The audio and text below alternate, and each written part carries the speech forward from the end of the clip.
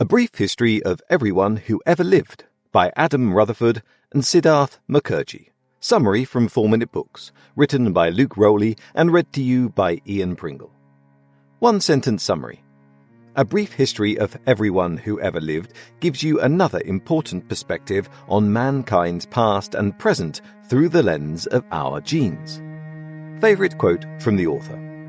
Alas, we are no more or less evolved than any creature. Uniqueness is terribly overrated. Adam Rutherford. Have you ever wished you could go back in time? Maybe to ancient Rome, or to see how the Great Pyramids were built? Science may not have come far enough to grant us these wishes in the form of a time machine, but genetic science can give us an incredible picture of our past that we didn't know before. Do you want to know how cultures are developed, or where race began?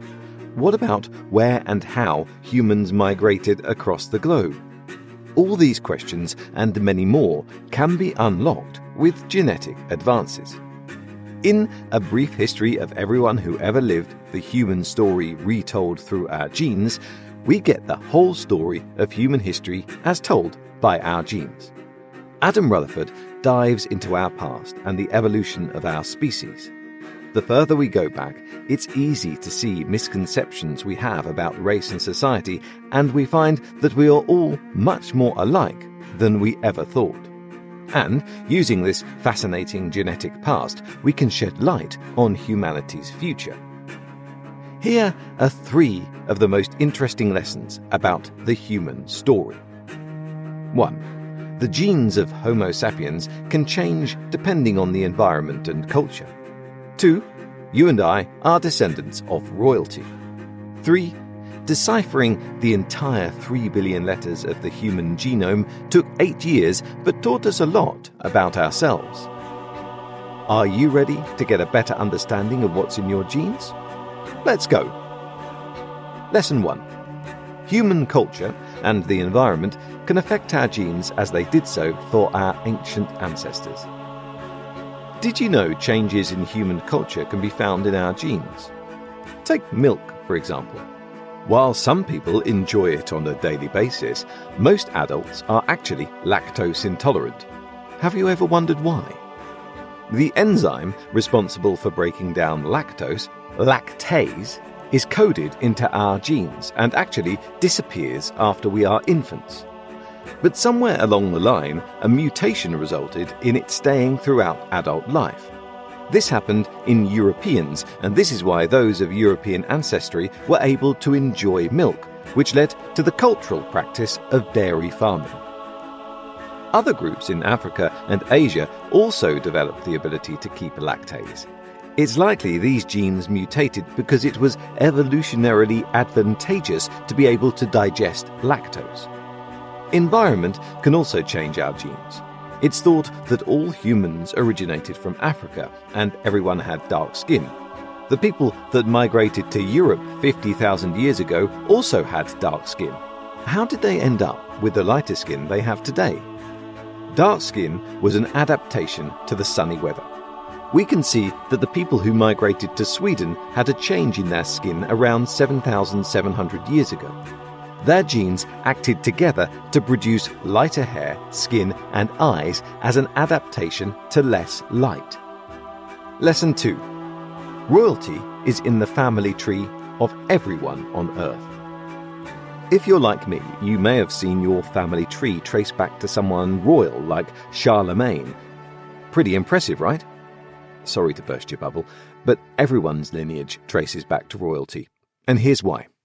Joseph Chang, a statistician at Yale, looked at Ancestry through numbers. He wanted to find out how far back you needed to go to find a common ancestor for all Europeans. The answer? Just 600 years. Every European line crosses around the time of Richard II of England. It seems impossible considering the amount of Europeans alive today because they must have billions and billions of ancestors, right? Well, there weren't that many Europeans just 1,000 years ago. Every European that is alive today descended from literally every person that was alive in the 9th century. Many of those people fill multiple spots on a family tree, and so Charlemagne, who fathered 18 children, is on every tree of Europeans alive today. Similarly, Genghis Khan is a common ancestor of all Asian family trees, and Nefertiti is the same for Africans. All across the world, on every family tree, everyone is related to some ancient royalty. Lesson 3. We understand a lot more about the human genome after deciphering it in the year 2000. It was relatively recently, the year 2000, that we were finally able to decipher the human genome. It took 8 years to read the 3 billion letters of the human genetic code and was truly a groundbreaking feat.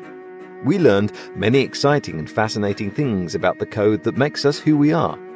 Scientists guessed we had more than 100,000 genes when in reality we have just 20,000. But what's perhaps even crazier is that a banana has even more genes than us. Did you know that most of our DNA serves no purpose whatsoever? According to scientists, only 2% of our genes are actually readable. The rest are known as junk DNA, that is, incomprehensible. But we're not totally sure yet whether or not it serves a purpose.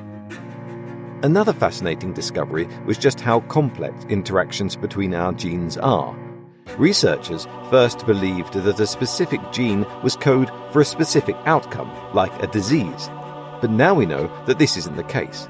Our genes interact in complicated ways, and 10 to hundreds of them are actually what play a role in disease. A brief history of everyone who ever lived review. I really liked A Brief History of Everyone Who Ever Lived, and it reminds me a lot of Sapiens and A Crack in Creation, both of which I read recently. The principles of genetics are always fascinating to me because of how much they tell us about life.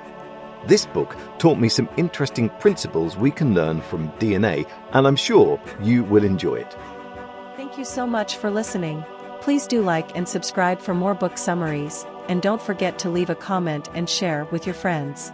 We always appreciate your feedback, and we will see you in the next book summary.